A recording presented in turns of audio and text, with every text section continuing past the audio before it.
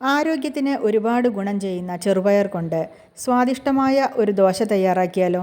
ഒരു കപ്പ് ചെറുപയർ ഒരു പാത്രത്തിലേക്കിട്ട് നന്നായി കഴുകി വൃത്തിയാക്കിയെടുക്കുക.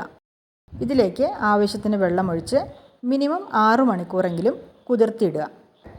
ഇനി ഇത് ഒരു മിക്സിയുടെ ജാറിലേക്ക് ഇട്ട് കൊടുക്കാം. ഇതിലേക്ക് 1/2 ടീസ്പൂൺ ജീരകം, പച്ചമുളക്, നല്ല എരിവുള്ള പച്ചമുളക് ആയതുകൊണ്ട് ഒരെണ്ണേ ഇട്ട് കൊടുത്തിട്ടുള്ളൂ. കൂടുതൽ വേണമെങ്കിൽ കൂടുതൽ ചേർക്കാം. ഒരു കഷ്ണം ഇഞ്ചി, അത് ചെറുതായി നുറുക്കിയതിന് ശേഷം അതും കൂടി ഇതിലേക്ക് ചേർത്ത് കൊടുക്കാം. പിന്നെ കുറച്ച് വെള്ളം ഒഴിച്ച് കൊടുക്കുന്നുണ്ട്. കുറേശ്ശെ വെള്ളം ഒഴിച്ചിട്ട് ഇത് അരച്ചെടുക്കാൻ ശ്രദ്ധിക്കണം കേട്ടോ. ഇനി ഇത് നന്നായിട്ട് അരച്ചെടുത്തു, നല്ല ഫൈനായിട്ട് അരച്ചെടുക്കണം. ഇനി ഇതൊരു പാത്രത്തിലേക്ക് പകർത്തി വയ്ക്കാം.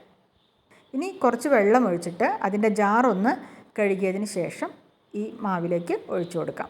ആവശ്യത്തിന് ഉപ്പും ചേർത്ത് കൊടുക്കാം. ഇനി ഇത് നന്നായിട്ടൊന്ന് ഇളക്കി യോജിപ്പിക്കുക. ഇത് ഒരുപാട് ലൂസാക്കണ്ട, ഒരുപാട് കട്ടിയാവുകയും വേണ്ട.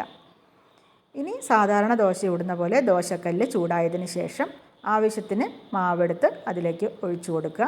എന്നിട്ട് നമ്മൾ ദോശ പരത്തുന്ന പോലെ തന്നെ പരത്തുക. അതേപോലെ തന്നെ ഇത് പരത്താൻ കിട്ടും കേട്ടോ. പരത്താനൊന്നും യാതൊരു ബുദ്ധിമുട്ടും ഉണ്ടാവില്ല.